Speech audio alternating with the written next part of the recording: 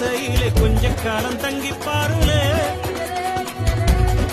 கூரையின் ஓட்டை வீரி செல்வழி நட்சத்திரம் எண்ணி பாருலே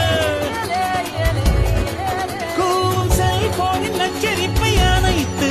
கொஞ்சம் செல் மண்ணின் உச்சரிப்பை கேட்போ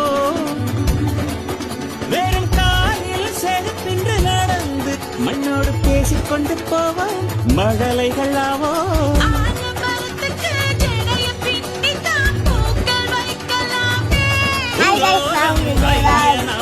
ஒரு புடி எல்லாரும் வாங்க